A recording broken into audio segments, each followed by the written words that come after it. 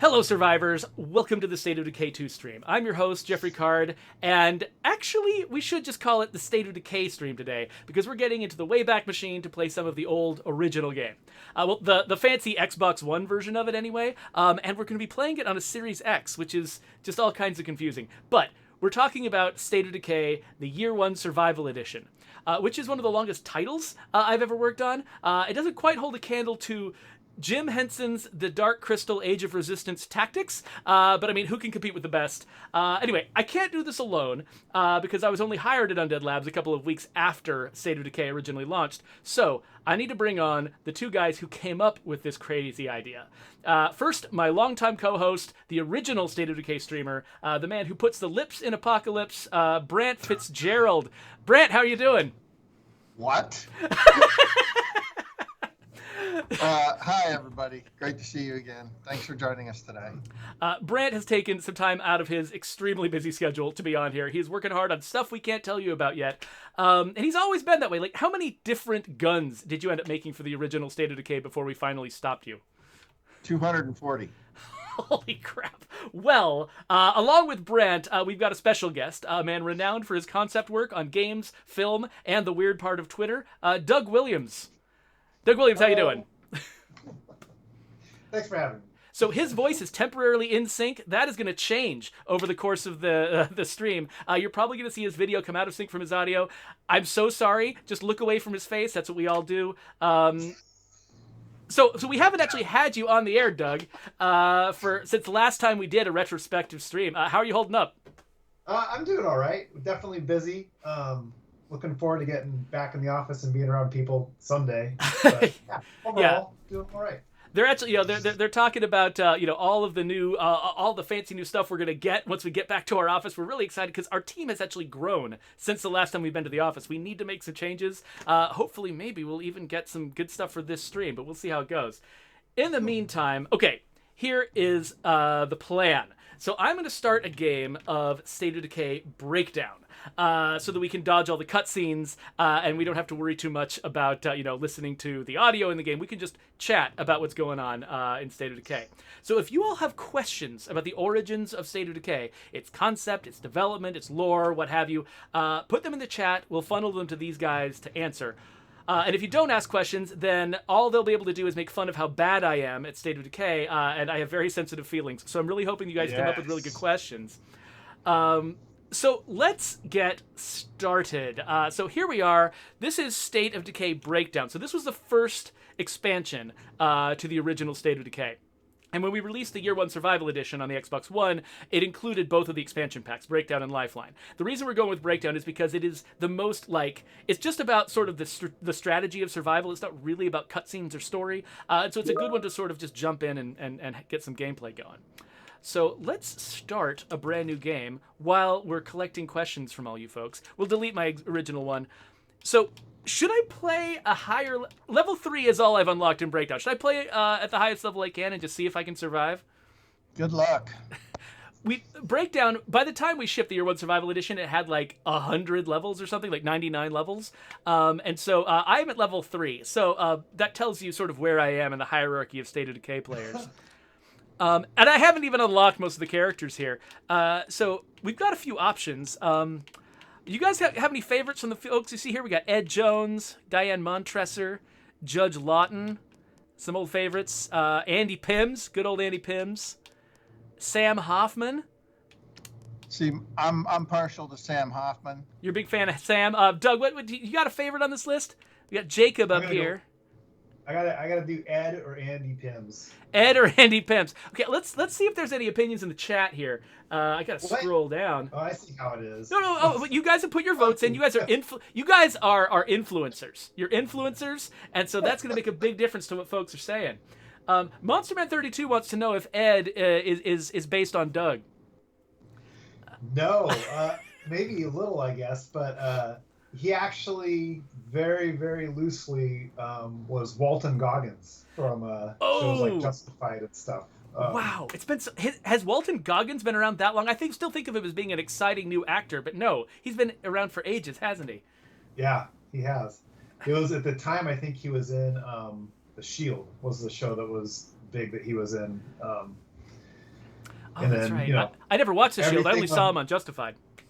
yeah, he's great on Justified too. But Okay, well, we've got a few different votes. Somebody's asking for Amelia Krasman, who is not on the list. I am not good enough to unlock Amelia Krasman.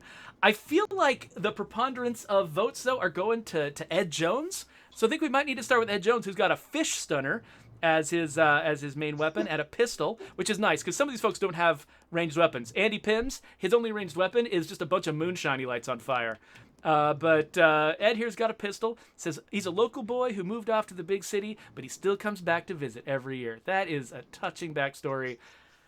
Let's get into the game. So, as I'm getting started here, Undead Toad wants to know, when did you get the idea of creating the State of Decay universe? What are your major inspirations? That's for either one of you. I don't know. Doug, do you want to get started with that one? sure, I can. So I would, for me, my end of it was I got into I grew up in the country, a small town called Port Angeles up in Washington, and I would wander the woods all the time because there's not lots to do there in the 80s when you're young. But I had seen Dawn of the Dead, and it kind of messed me up. Like I couldn't stop thinking about it. It was really, it was really visceral, and like just there's something really terrifying about it.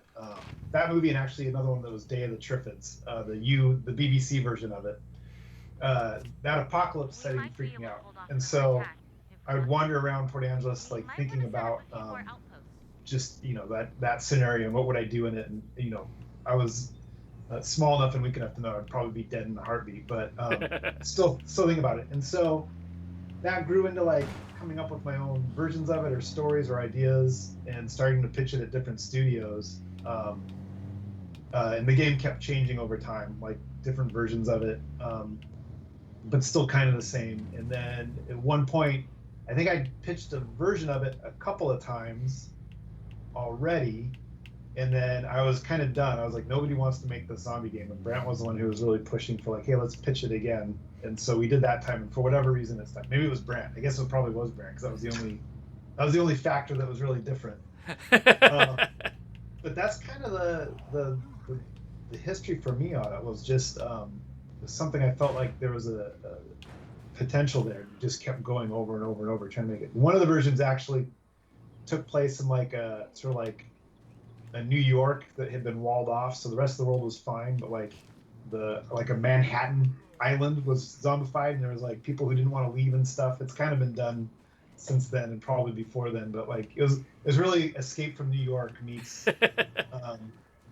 meets like a zombie town. And so I was calling it Dead Island, and it was kind of funny because Matt came out, I was like, oh man, this is a different version. That is funny. So I mean, I know that our players really often ask us if we're going to do an urban setting in State of Decay, and I say that sort of just the style and everything that we've established, it really just lends itself to these rural settings. And actually, one of the things that's interesting that I found really interesting when I first started talking to you about this world, when I first joined the team, was the fact that, like, for instance, nobody's got a flat screen television in Trumble Valley in State of Decay 1. Like, nobody, like, everything feels like it comes from some kind of earlier time. Do you want to where There's does still that some approach rotary come from? dial phones in Trumbull Valley too, Nice. and VCRs all over the place.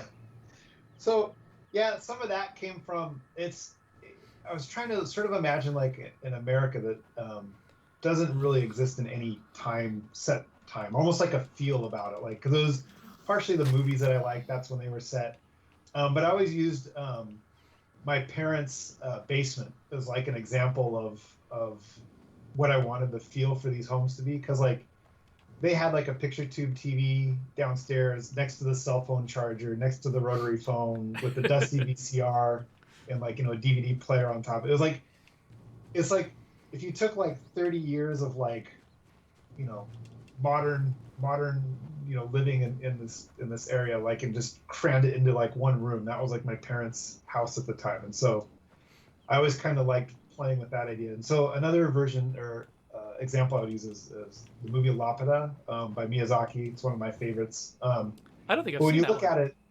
it's so many people like, oh, it's clearly the 1800s, but there's like airships and stuff, but then there's also like, it feels like almost like this like almost like overly like mined area. So it's like yeah, sure, it's in the past, but it's also the future. It's kind of, so it's like a nowhere time, and I thought that was kind of an interesting take on this area, so that it didn't feel like, you know, it's necessarily 1974, but it's also not 2020. You know, it's like a weird. It's kind of both and neither at the same time. Yeah, it's kind of like, I guess, you know, this hit me like when you, like, one of the big things that movies and games and stuff do wrong today is when they pick a time, like they're like, oh, this takes place in 1984, and like all the cars are from 1984, and all the world and all the music is 1984.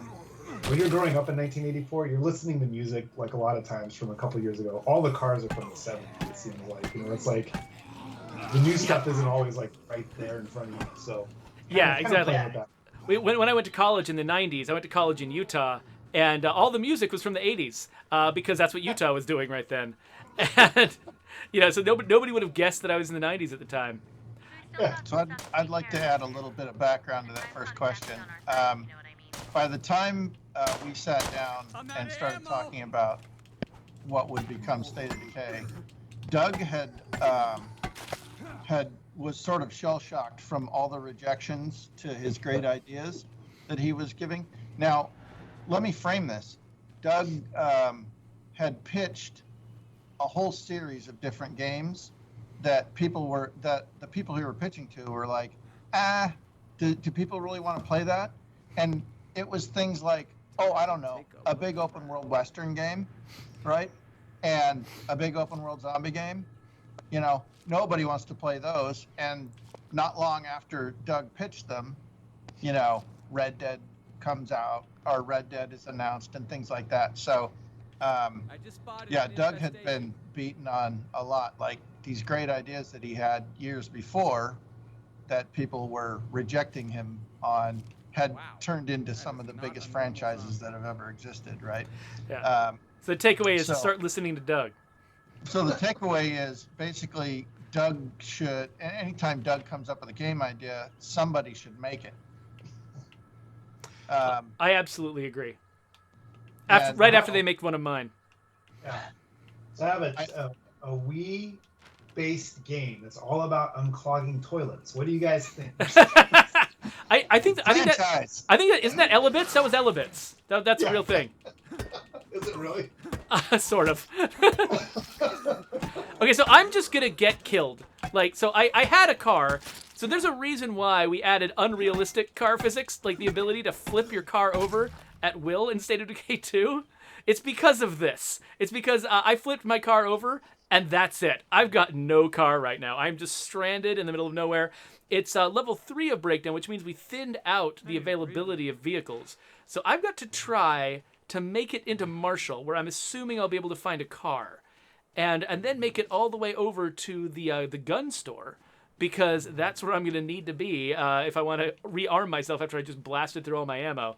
We're having a serious problem here. But while I'm just getting myself killed and probably having to start over from scratch, we got another question. So Izzy Zig wants to know, who are Dantron Industries? I noticed that name on some items in the playing wreckage. Brant, that feels like a question for you. Yeah. So the day after Jeff Strain announced the creation of Undead Labs as a studio and our intent to make a zombie game, there was a website, a fan website popped up in the UK called MMOZ, and some of the people in chat are original members of that. This was before we had forums. This is before anything. And one of the very first people to post on that was a person named Dantron. And from that moment till today, they were playing the role of a robot that came back from the future, Dantron. And never once has that person broken character in, I mean, what are we talking about? 12, 13 years now almost. Dantron was so prolific in our forums that had to put a little nod to them. So eventually, Dantron's story grew to include things like it only eats Blappleberry pie. That's why there's 2 pie tins inside that cage that you find. But Blappleberry is also highly toxic to humans, so he doesn't have to share. Oh man, I'm betting that company that was selling Blappleberry pie in Danforth probably got into big trouble. Probably. But it's just one of the because our fans were so loyal from before we even had a game for them. We really that sort of set up our how we constantly are trying to put Easter eggs in the game for fans nowadays and things like that. Just because this game was created and sustained by word of mouth, so we owe that first generation of fans literally everything. Yeah. So have a lot of and that feeling of love for our fans has not dimmed. Not dimmed. It expanded. I pride this company on our connection to our fan base and the interactions we have with them as much as we can now. Because there's so many more people playing State of Decay, it's harder and harder to get to get individual attention to everybody. But we still have this deep connection nonetheless. So. Okay. I'm gonna try to get away from this feral here. So, Zombie Brave Knight wants to know. Were hostile enclaves always meant to be a part of the State of Decay universe? He specifically called out Alan Gunderson as sort of a precursor. Like, did we always mean for the story to be about conflicts between humans? And was there ever any plan to involve hostile enclaves in the original State of Decay, or is it something that only came in with State of Decay 2?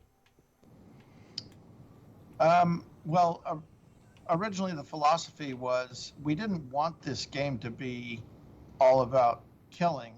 We wanted it to be about building and rebuilding and things like that. And so the idea of having, in the first game, of having you run in and start murdering other living humans was sort of contrary to the basic philosophy of this rebuild, restart kind of thing. Now, as we got into State of Decay 2, we needed to expand sort of the experiences the player had, and so there's assholes anywhere you go, and so inevitably there was a shift to allow for some of that. But I do really feel like we're not quite, I think, where we want to be. I feel comfortable saying this about sort of the way that human conflict is handled in State of Decay 2. There are a few places where we wanted it to be more complex, more interesting, more, representative of the of sort of the tone that State of Decay 1 set. And there are places where I think, because while we were simplifying the game in order to sort of get it into people's hands, there are places where I think we made some compromises that I'm not super happy with. So I feel like, there's plenty of room for us, I think, to bend it back towards the standard that you guys set with sort of the approach that State of Decay 1 took. So, no specific promises to make on that score exactly, but we've been having discussions about ways to take some of the, darker elements of the game, places where you have opportunities to just outright murder people, and maybe give you some better tools in that regard.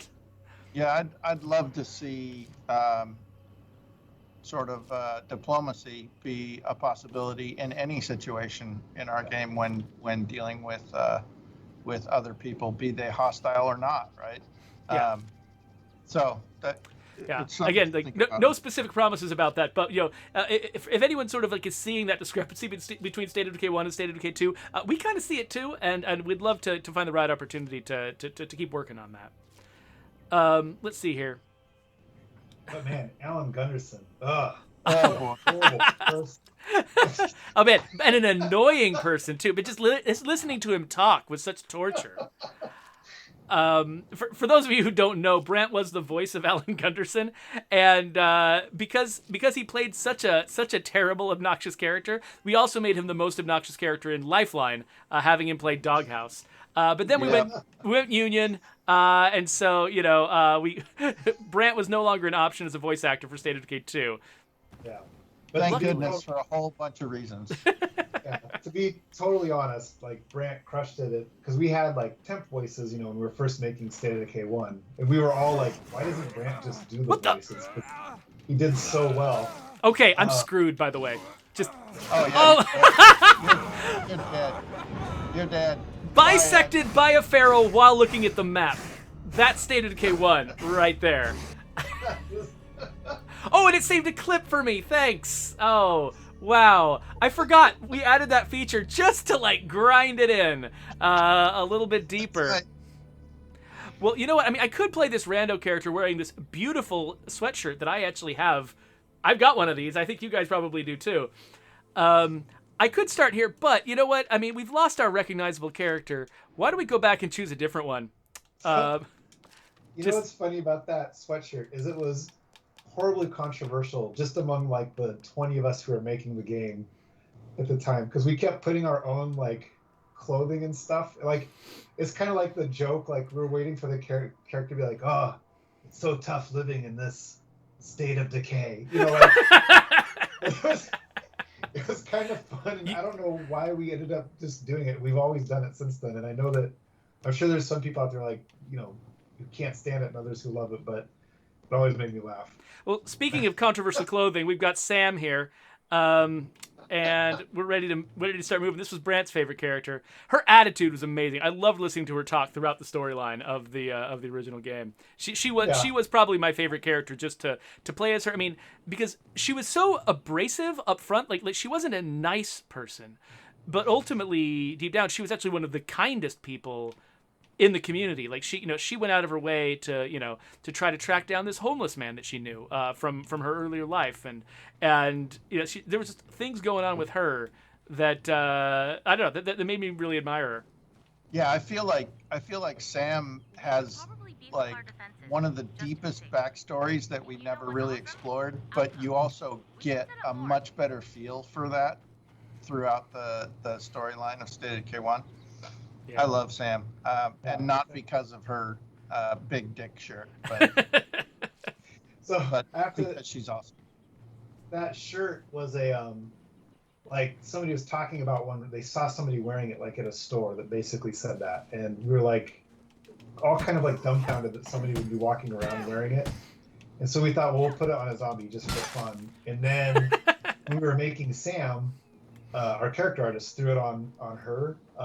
Just the logo for it, and we were laughing, and then it was one of those things where it kind of started like sinking in. I was like, it kind of fits her character. Like it kind of does work with who this person is, and so it stuck. And I agree, Sam is like one of my favorite characters in this the whole franchise. But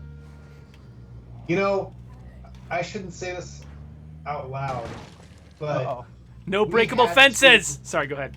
We had to change some of the logo for Jurassic Junction for Heartland because it was close. I was just looking at this car thinking, oh shit, we're begging for a lawsuit here. Yeah, it's one of these things where it's like, the idea like our level or world builder at the time had going was that somebody had these like, these old Sinclair or like whatever our Brontogas dinosaurs were. And they're like, the Jurassic Park was popular, and they're like, hey, I could turn this into like a themed thing. And so we were kind of satire, a little playing it fast and loose to kind of have, Jurassic Junction, like it's this old, basically trying to make a cash grab. And so he like, painted a car for tours around Trumbull Valley and all this stuff. It's like, but I digress. I'm still laughing that this made it through. Well, I mean, the sad truth of the matter is there's no way we could go back and remove something like that because we don't have a machine with the actual build on it anymore. Yeah, this game is in the past. So we've got another couple of questions about sort of the overall franchise. Overlord Rhapsody asks, what influences the decision on the style of the series? State of Decay separates itself from the standard sort of dark, gruesome zombie games that are sort of like, and I'll elaborate on that a little bit more. It's like, I know, like, when I joined the team, I was impressed that, while most zombie games were about sort of the moment of fighting the zombies and how scary it is to be attacked, this game was much more like sort of the dark feeling you get from this game is much more about like anxiety about whether you're going to survive till next week or next month or next year, or whether humanity is going to survive at all. And it's much more about confronting that reality and trying to overcome that reality than just the moment a zombie attacks you. Though that moment is here too. It doesn't feel like that's what the game is about. Like, is that that's what I perceived as a player of this game. Is that what you guys were targeting? Was it a conscious thing?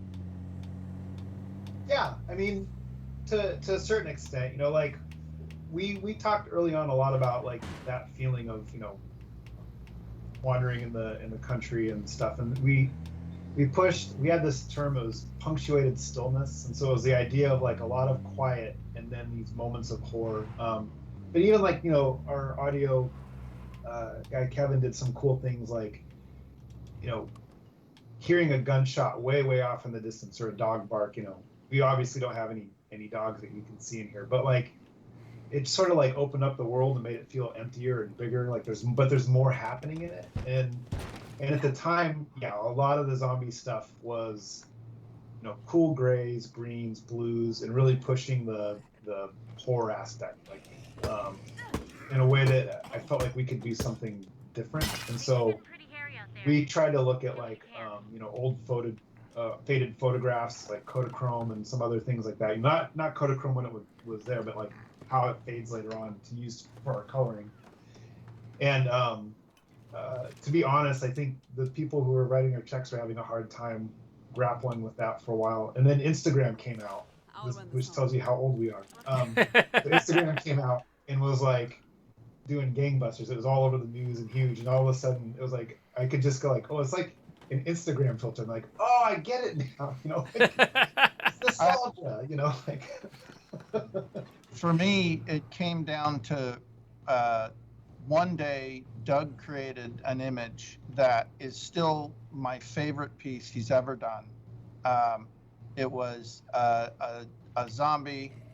He was pale and stuff like that because we hadn't really set sort of the look, but standing in a field in the middle of nowhere with flowers and stuff, and then sort of in the foreground, there's a character who notices him. The zombie is not attacking him; he's just standing there. Like I've got and it's still to this day my favorite image that Doug has ever created. Not just for our game, but any image he's done. And I've known more Doug than the gun made out of meat. Are you sure? I've known Doug since 2006 or 2005. I think even before that. Well, whenever our first art class was together, and I hitched my wagon to his star. There's in the time in between, right? In the 21 years or so since then, 22, 23. I can't do math. Yeah. I'm an artist. There's only been 3 years where I haven't been working with Doug. Yeah. I think I'll blow your mind, but I think our first art class was in '96. Like Oh, the God. Art Institute. What? Sorry, Yeah. 96. Yeah. Yeah. I was in high school. That image Brant's talking about, if you want to find it, you can put in like State of Decay or Undead Labs, and I think it's called Chance Encounter.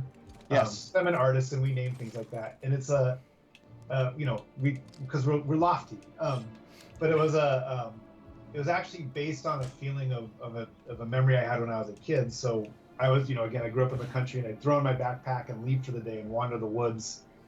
And there's this one place I found which was like a kind of an opening, and there was like just kind of like that golden hay with these evergreens all around it, because you get these pockets when you're out in the mountains like that. And then I heard a noise and I looked over, and there's a coyote, like not too far from me, and it was just as startled as I was, and we slowly just like kind of walked past each other and kind of kept checking each other out, and then it scooted along and went home early that day. But it was that feeling. I was like trying to get that in a painting. I think that's one of the more personal pictures I've ever done, so I guess it makes sense that Brant likes it.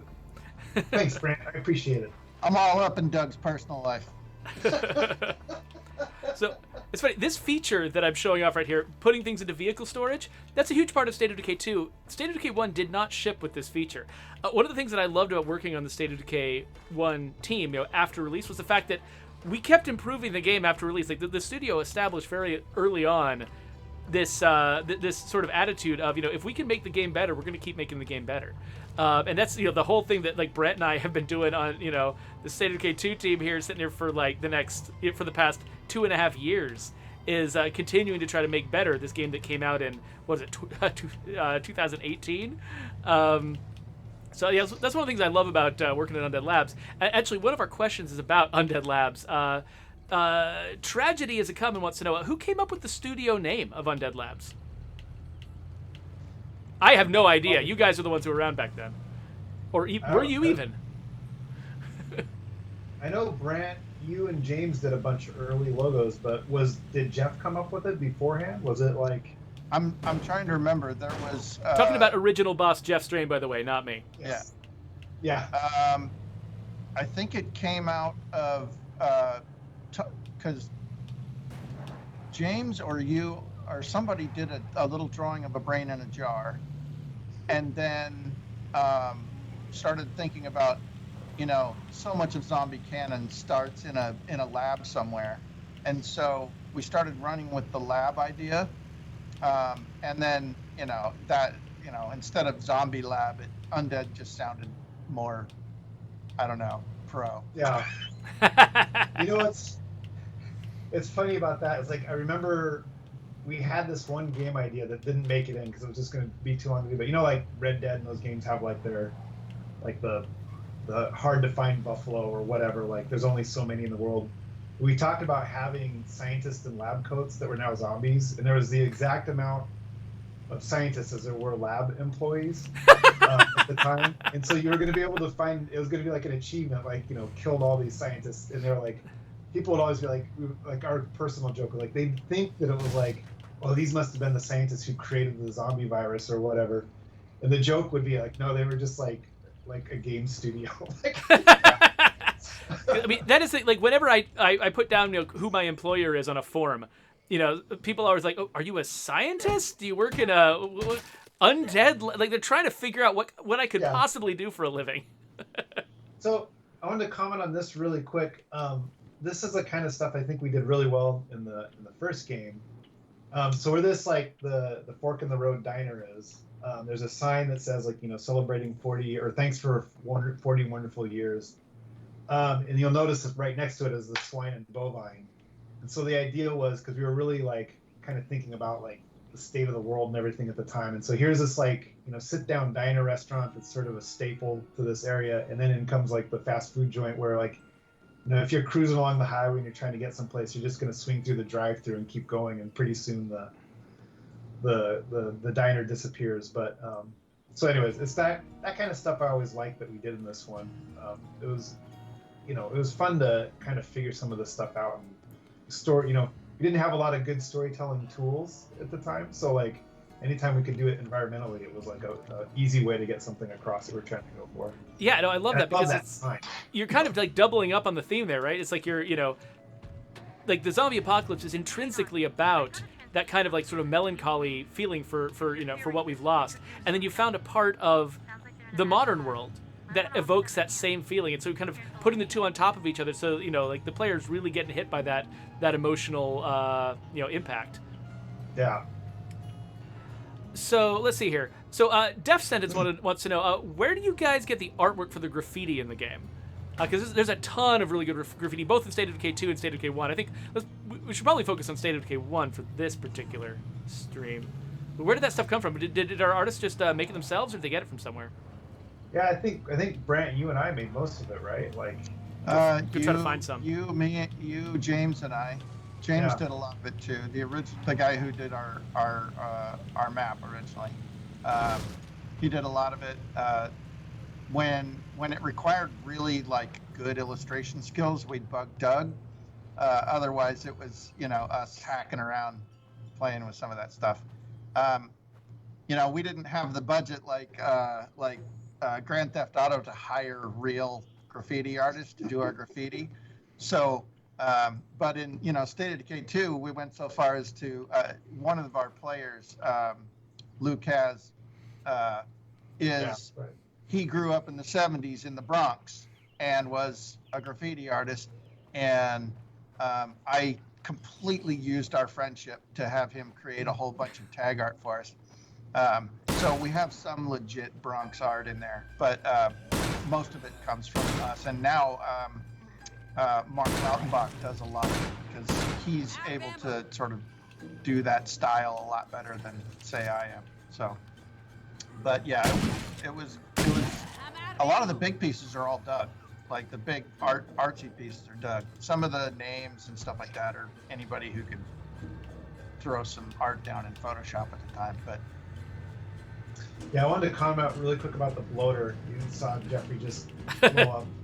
So it came pretty late in the game, like when we were making this. It was one of the last freaks that we developed and got in there. And we decided it was the one that was going to have basically its clothes had rotted away or whatever. So it's, we carefully crafted a way to hide certain parts, but its butt is hanging out. And so we already were an M-rated game because of the violence and everything. And so we got the nudity rating slapped on it too. And thought that was so hilarious that like the bloater butt is the reason why we have a nudity rating. And some poor 12-year-old is going to be really excited when they buy this game and then very disappointed. that's right. Yeah, I was about to ask. He convinces his parents to do it. So, Angel Eyes is asking, actually, when State of Decay came out, did you think it would be as popular as it is? And you can answer that question, but also, I mean, I suspect that part of it probably was, oh, yes, of course it'll be popular because it's got a nudity ESRB descriptor. So, why wouldn't it be popular? I mean, I can answer and then Brant can answer, but I thought in my career, I'm a pessimist. So everything I've ever worked on, I was pretty sure was going to fail, even though I could like it or I think it was going to be successful. And I really enjoyed this game. And I was like, oh, if people play this, it'll do well. But I also was definitely dusting off my portfolio. And then I think even some of the investors were kind of like thinking it wasn't going to do amazing. And then that first day it came out, like we surpassed like our projected, lifetime, yeah, amount of people who were going to play it like within hours. And so then it was like, oh, this is actually successful. And it's to this day, it's one of the few things I've worked on out of movies and games and everything else that like when I wear the State of Decay shirt, I get stopped often on people like, oh, did you work on that? Or like, oh, I'm a huge State of Decay fan, which is, it's cool. Like it's exciting that we have a really rabid fan base that loves this franchise. So. You don't do that when you run around in your like Voodoo Vince shorts or No. Well, so I wish we had Voodoo Vince shorts. Yeah, Voodoo Vince is the only. So the things I've worked on that didn't do well. So like State of Decay, of course, is the exception, I guess, in this. But like Voodoo Vince has more tattoos than anything I've seen. And then I worked on Chappie. Chappie is the other one that seems to have more tattoos than I've ever seen. So it's kind of weird. I guess I get to work on things that people feel like they need to put on their bodies forever. I don't know. So when you say Chappie, you're talking about the fact that you did concept art for Chappie, the movie, right? Yes. I just want to make sure that like the audience understands what you're talking about there. Yeah, the movie Chappie. Yeah, Brant has a pretty awesome State of Decay tattoo. I don't know if you count though. Like. Oh, okay. Darn it. To answer that question for me, I believe that the game was something special. The worry for me was that it was so rough around the edges compared to other polished games that were out in the market, and it was so late in the consoles in the 360's lifetime that I was worried that people were just going to be like writing it off. But I knew that if people saw the soul of this game, what we were trying to achieve, and looked past some of the really rough edges, that it would be a success. I had no idea that it would be as large a success as it was, but have faith in gamers, because they didn't need the latest and greatest in everything, all the bells and whistles of graphic engines.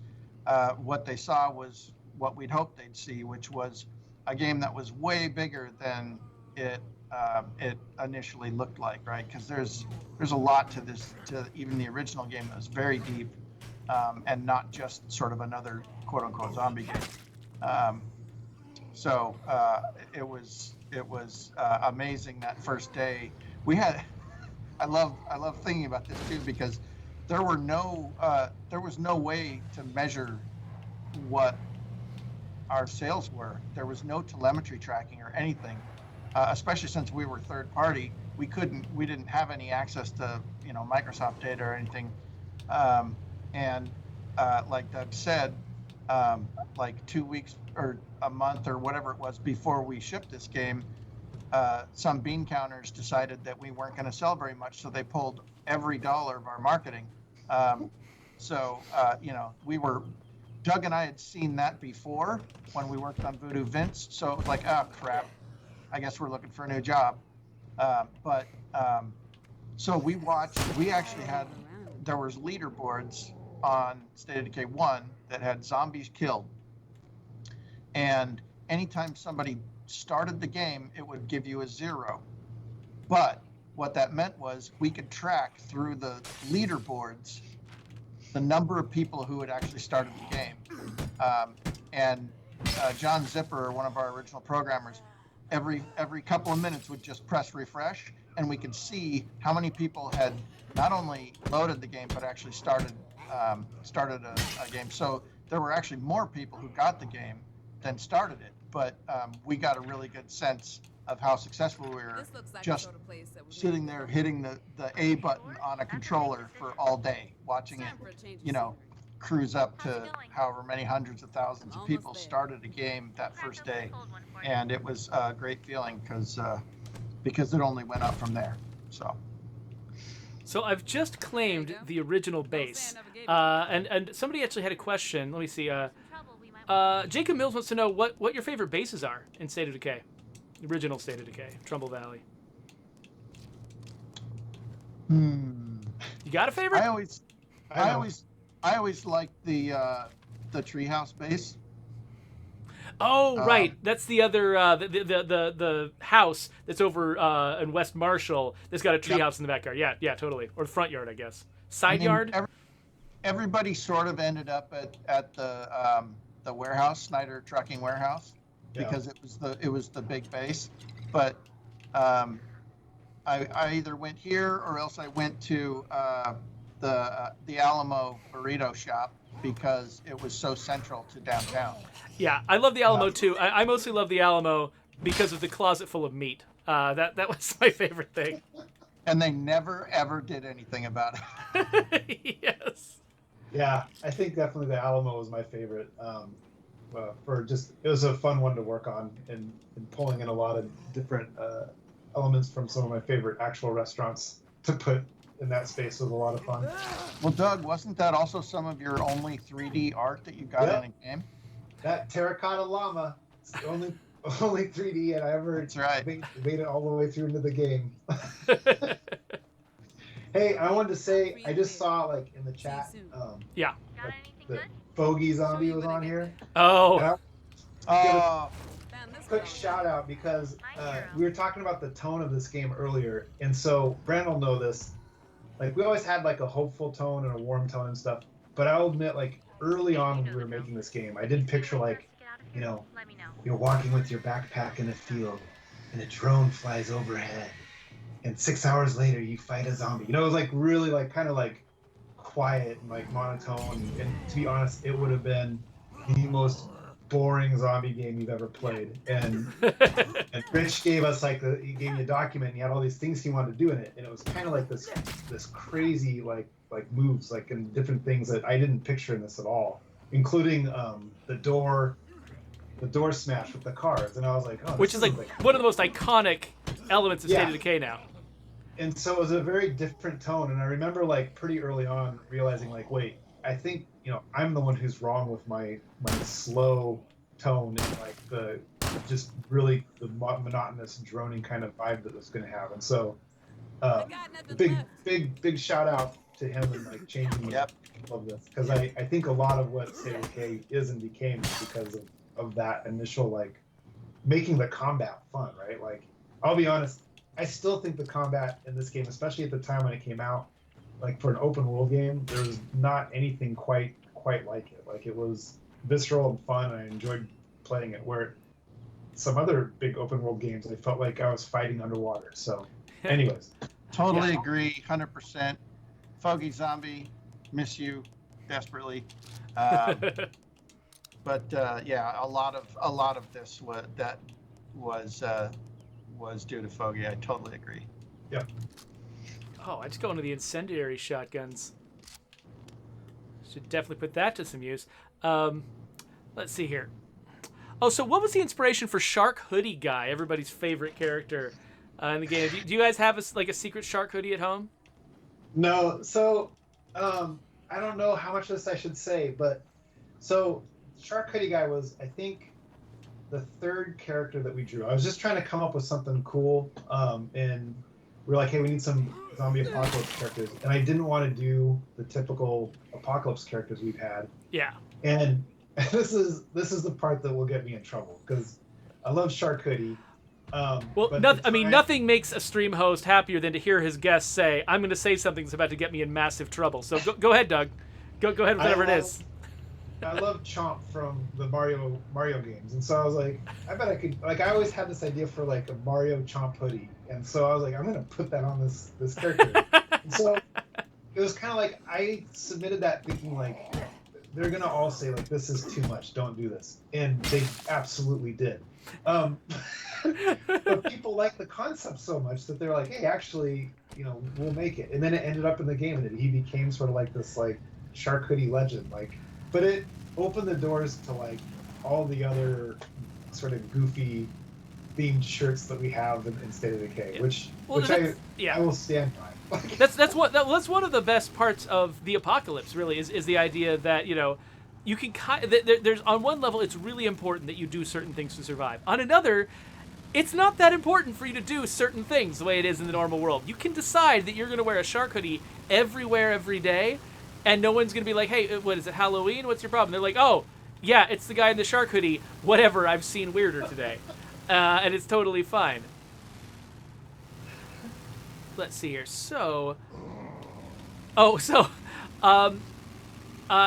3. By the way, that previous question was by Monster Man 32. I meant to give him credit, and I didn't.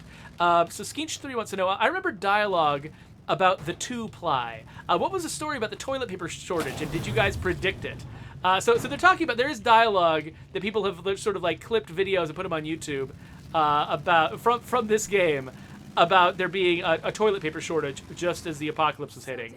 Yep. And a lot of folks, compared that to the real life pandemic and the experiences they had, and felt like this game was a little bit prophetic. Do you guys remember anything about sort of like what contributed to that?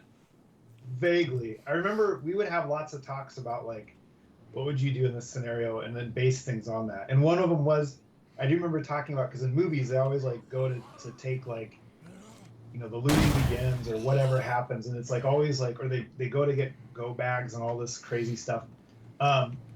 We talked about like, kind of jokingly, probably over beers at a restaurant, like, it's gonna suck when people stop making toilet paper. Like what do you do at that point? Like, you invest in rags and your streams and like, it's just not.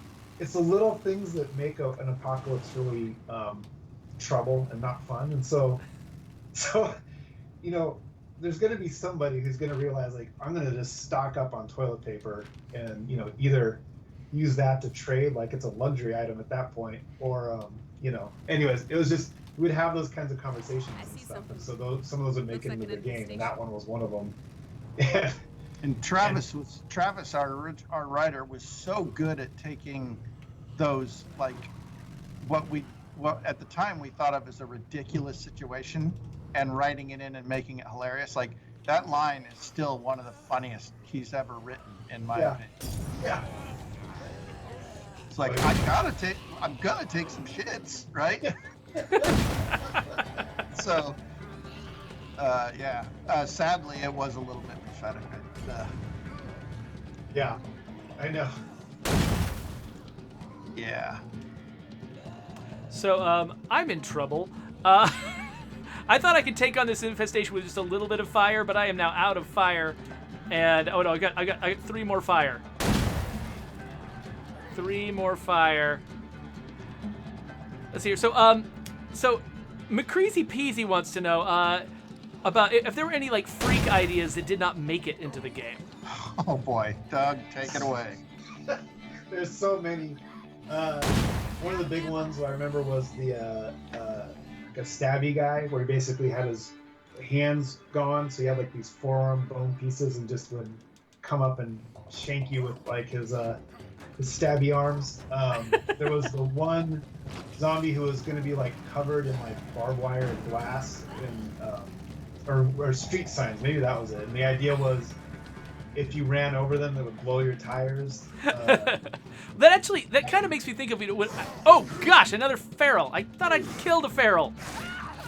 Get off my Sam. Geoffrey, that's the one you set on fire but didn't kill. Okay, he fell down like I'd killed him. No. Get off. Okay, anyway.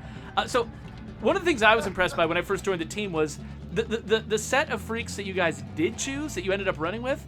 Like you mentioned, how like, hitting them with the car runs them over, would pop your tires or something. I loved how it basically felt like cars are the ultimate weapon against zombies in this game. You just annihilate crowds of zombies with a car. But each of the freaks has got a reason why cars do not work on that freak. Because you try to charge at a feral dodges out of the way, and it just drives you crazy trying to hit it. The screamer, it's always almost inside a house, and so you just can't drive. You can't drive into the screamer. You got to get out of the car, get inside the house, get close range. The juggernaut, your car explodes if you hit it more than a couple of times. And the bloater was my favorite. It just fills your car with gas, and so like you've got this sort of like God mode basically when you're driving a car around against the zombies, but then every single one of these freaks has got some reason why you got to be smarter than that. You can't just hit him with a car. The thing I do miss is the ferals got smarter in 2, because you could get a whole bunch of ferals chasing your car in 1. Oh gosh! Like you can do it right now. Like let him follow. Oh, good job. Yeah. No, Oh no, he's still here, but my car is not. But if you let the feral catch up and then hit the brakes, he'd ram into the back of your car so hard that he'd kill himself. Okay, so I'm gonna. Oh no. I'm gonna have to do that in a couple There minutes. we go. I'm gonna talk about the most overpowered thing that ended up not being in the game. Yes. It worked for just a teeny tiny bit, and Brant will remember, but we had the ability to jump and hide in the dumpsters. And for a very short time, you could also push the dumpsters, but they took forever. Like it was just like a little bit, so you could the idea was we were going to be able to position them under things that you needed to climb up or whatever, pretty standard game stuff. But then you could hide in them too. And so our world builder at the time was showing how he was pushing it around all of Spencer's Mill, so like he could jump in it and basically have a safe space to go every time he got in trouble. So he was always pushing a dumpster with him at all times?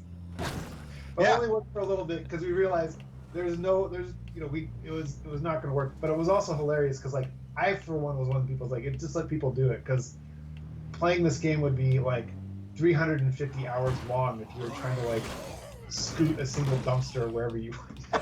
But that's the problem. Players will absolutely do that. If you give them the least fun but most broken strategy to survive, they will do it. They will ruin every moment of their own fun just to do it the perfect way. I'm the same way. I've ruined games that I loved by insisting on playing them the optimized way. Awesome. So I have to jet. What were you gonna say? Meeting, so go ahead. Oh, yeah, we do have to get out of here pretty soon. Let me ask you one just last question. So Undead Toad wants to know, what's your favorite brand, or your favorite fake brand from State of Decay? Is it Jurassic Junction? What is it? Dude, that's a tough one. I think for me, it's probably Bronto Gas, and it's because I love the logo. I love what it was based on. So old Sinclair gas stations.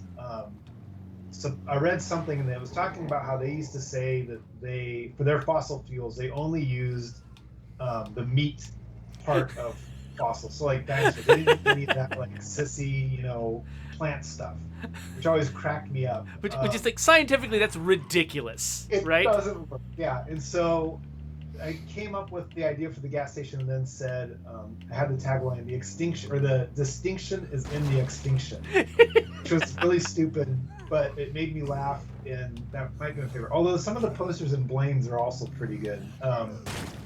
But I think that's probably my favorite brand in the game. Hey, That's tough, actually. I think There's a lot of good ones in here. mine might be this one, Little Piggy Tow Truck.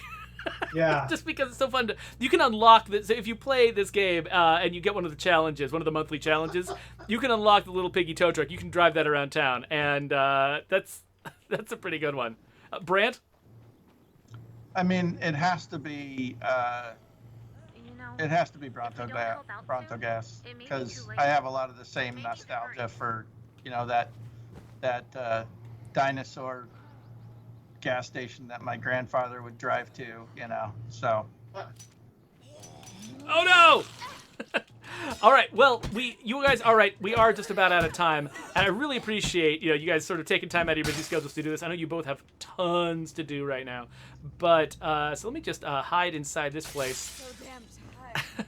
And then switch our view so that we're not looking at me just fail at this game like crazy. I'll just pause and we'll start wrapping it up. So, actually, first of all, just Brant, thank you so much for everything you've done. First of all, just like starting the relationship with our fans we've had. Getting this company to start doing live streams. You and Gronk, you set a pattern that's been tons and tons of fun for me to follow.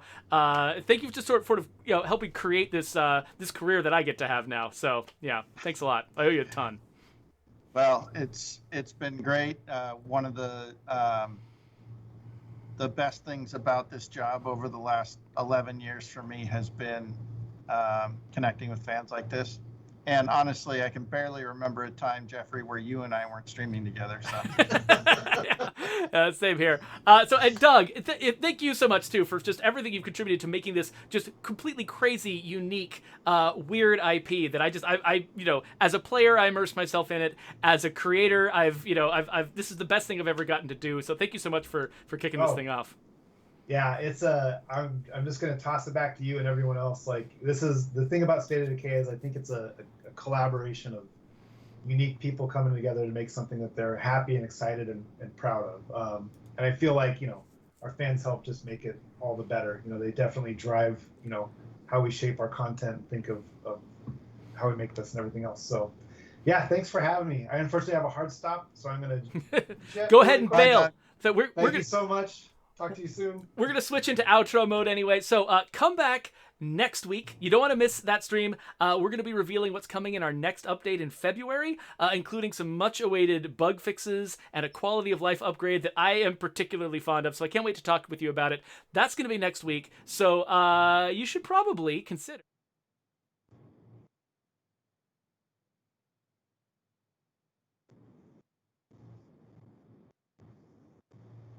So are people not saying smash that like button anymore? I don't know. I'm so far behind.